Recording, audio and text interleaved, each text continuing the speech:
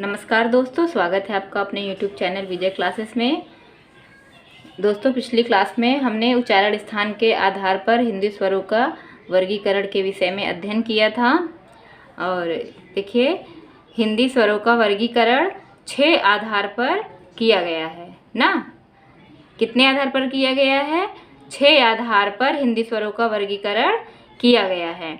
और जिसके अंतर्गत हमने पिछली क्लास में उच्चारण स्थान के आधार पर अध्ययन किया था, जिसके अंतर्गत हमने कंठ वर्ण अ आ, तालव्य वर्ण इ ई, ओष्ठ वर्ण उ ऊ, मूर्धन्य री, कंठ तालव्य वर्ण ए ऐ, कंठ ओष्ठ वर्ण ओ औ के विषय में अध्ययन किया था।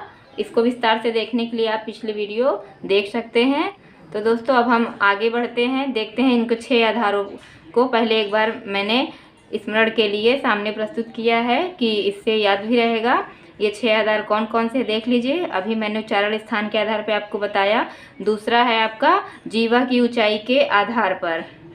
फिर तीसरा है जीवा की उत्थापित भाग के आधार पर। चौथा आधार है ओष्ठों की स्थिति के आधार पर। पांचवा है जीवा पेशियों के तनाव के आधार पर। छठा है हमारा मात्रा के आधार पर।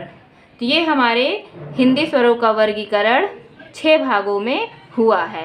तो अब हम लोग नेक्स्ट भाग प्रारंभ करते हैं। आज के इस वीडियो में हम पूरे 5 भाग का वर्णन करेंगे।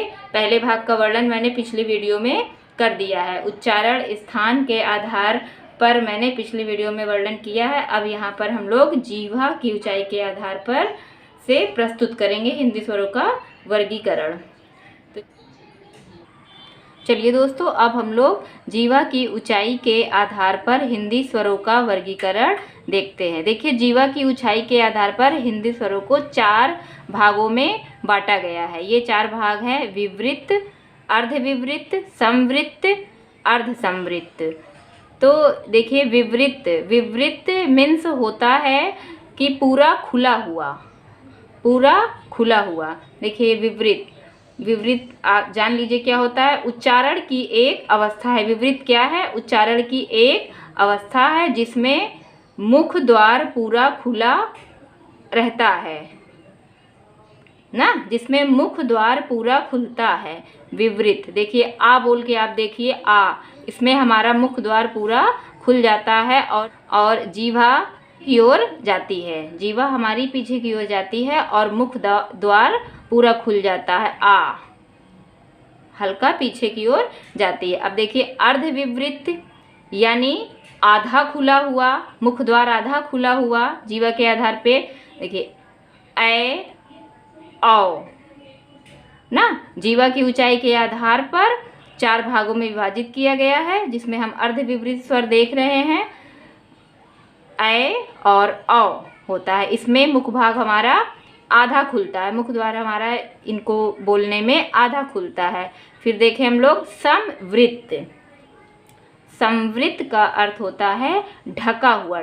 संवृत मीन्स होता है ढका हुआ। इसके उच्चारण से हमारे टंक को, हमारे जीवा को मुख ढक लेता है। आप प्रोनाउंसिएशन करके देखिए, इ ई उ ऊ। फिर इसके पश्चात आता है अर्ध संवृत ना, इसके पश्चात आता है अर्ध संवृत। अर्ध संवृत में आधा ढका हुआ ना, आधा ढका हुआ। ए ओ, अर्ध संवृत स्वर के अंतर्गत आता है ए और ओ। देखिए, मैं और भी समझाती हूँ अच्छे से। जीवा के माध्यम से मुंह के आकार में परिवर्तन। देखिए, विवृत में क्या होता है, जब हम लोग आ बोलते हैं तो टंक हल्का सा ऊपर जाके थोड़ा सा पीछे भी जाती है और हमारा मुख द्वार पूरा खुल जाता है आ में, इसलिए इसको विवृत बोलते हैं। और अर्धविवृत में आधा खुला हुआ, संवृत में ढका हुआ और अर्ध संवृत में आधा ढका हुआ। अब हम लोग आगे बढ़ते हैं और देखते हैं जीवा की उत्थापित भाग के आधार पर हिंदी स्वरों का वर्गीकरण। अभी तो हमने ऊंचाई के आधार पर देखा, अब हम लोग जीवा की उत्थापित भाग के आधार पर हिंदी स्वरों का वर्गीकरण करेंगे।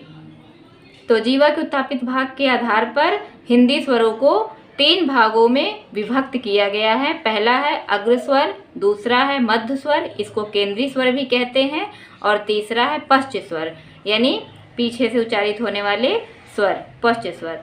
तो देखिए स्टूडेंट, सबसे पहले देखिए आप उत्थापित का अर्थ। उत्थापित मीन्स होता है उत्तेजित होना या करना, जागृत होना, सक्रिय होना। जब हम कोई भी स्वर बोलते हैं तो हमारी जीवा का कौन सा भाग जागृत हो रहा है, ये अग्र भाग जागृत हो रहा है कि मध्य भाग जागृत हो रहा है कि पश्च भाग जागृत हो रहा है, उसके आधार पर यहाँ पर हिंदी स्वरों का विभाजन किया गया है।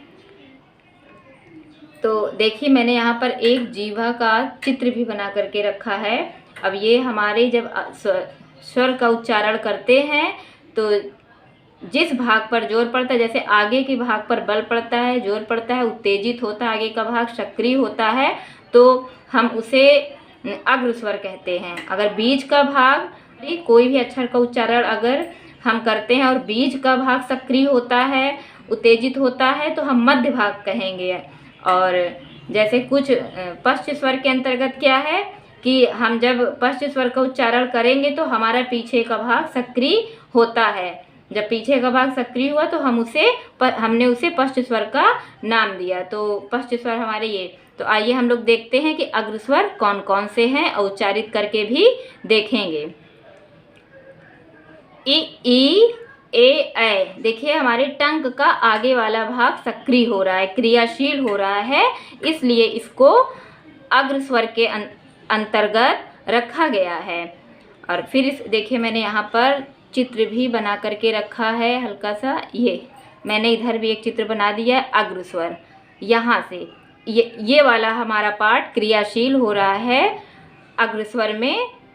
तो ई ए ऐ की ध्वनि या वर्ण उच्चारित हो रहे हैं। अब देखिए मध्य स्वर, इसको केंद्रीय स्वर भी कहते हैं क्योंकि मध्य भाग पर जोर पड़ता है, यही मध्य का भाग हमारा क्रियाशील होता है, सक्रिय होता है, उत्तेजित होता है, इसलिए इसको हम मध्य स्वर कहते हैं। आ स्वर का नाम कौन सा है? आ।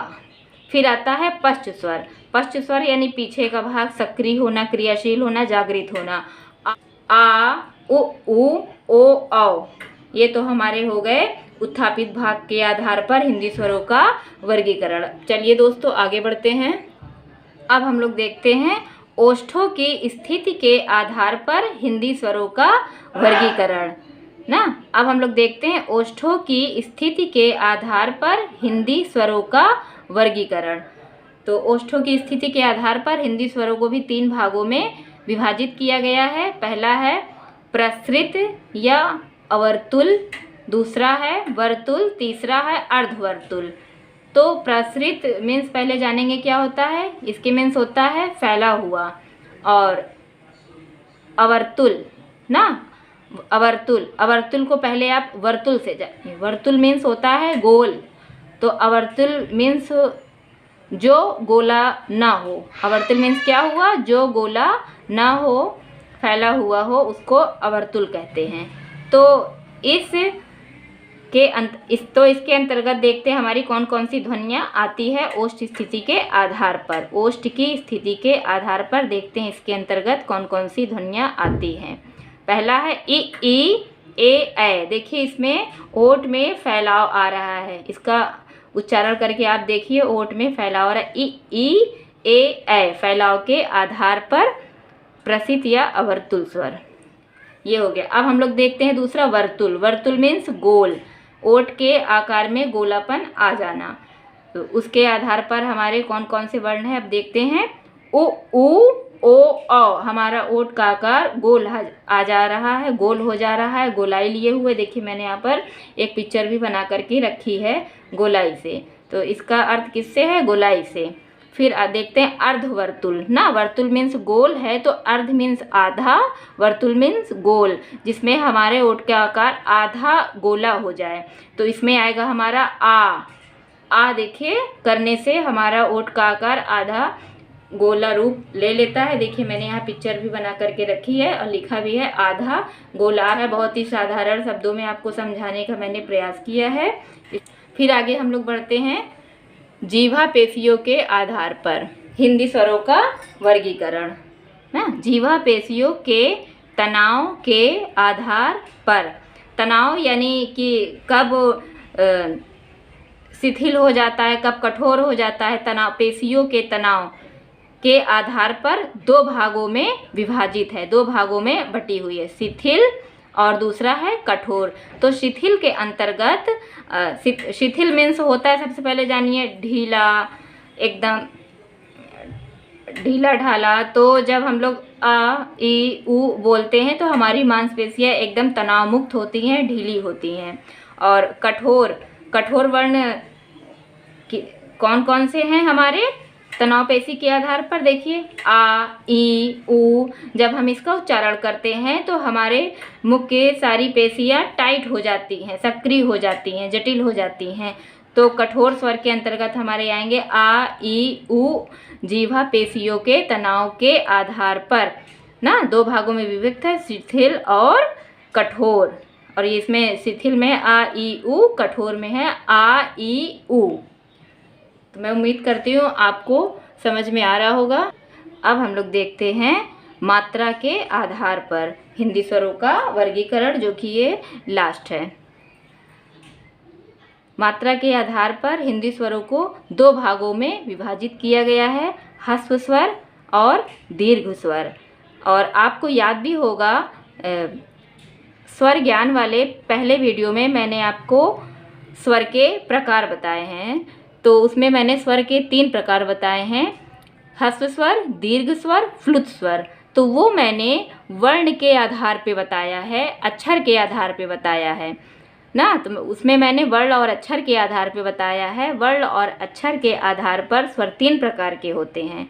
और जिसके अंतर्गत ह्रस्व स्वर के अंतर्गत उसमें 4 थे, जिसके ह्रस्व स्वर के अंतर्गत 4 थे, आ ई ऊ और री। और दीर्घ स्वर के अंतर्गत 7 थे, बड़ा आ, बड़ी ई, छोटा ऊ, बड़ा ऊ, ए ओ औ, कुल मिलाकर के हो गए 11। और फ्लुत स्वर जैसे राम, ओम, ये थे। तो अब हम यहाँ पर जान रहे हैं मात्रा के आधार पर ना। दोनों में अंतर समझिए, ये बहुत सूक्ष्म है। कभी कभी लोग ध्यान नहीं देते और गलत करके परीक्षा हॉल में चले आते हैं, अपना आंसर आता हुआ भी गलत हो जाता है भ्रमवश। तो इसलिए थोड़ा ध्यान दीजिए, ये मात्रा के आधार पर है हिंदी स्वरों का वर्गीकरण। तो आइए देखते हैं हम लोग ह्रस्व स्वर के अंतर्गत कौन कौन से वर्ण आते हैं। आ ई ऊ ए ओ, कुल मिलाकर के ये 5 स्वर है। मात्रा के आधार पर ह्रस्व स्वर के अंतर्गत 5 स्वर है। और दीर्घ स्वर के अंतर्गत देखते हैं आ ई ऊ ए औ।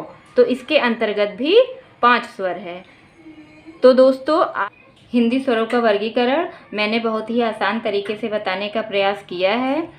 और ये परीक्षा की दृष्टि से भी बहुत महत्वपूर्ण है। इसमें हमें छोटी जानकारी होनी चाहिए, क्योंकि परीक्षा हॉल में हमारे आते हुए क्वेश्चन भी गलत हो जाते हैं। थोड़ी सी लापरवाही के कारण हमारे आते हुए क्वेश्चन भी गलत हो जाते हैं। तो इसलिए हमें सूक्ष्म से सूक्ष्म चीज़ों पर भी ध्यान देना चाहिए और अच्छे से अध्ययन करना चाहिए। क्योंकि तो स्टूडेंट्स, अगर वीडियो आपको अच्छी लगी प्लीज़ लाइक शेयर सब्सक्राइब करिएगा, ताकि आपको मेरी आने वाली वीडियो मिल सके। धन्यवाद।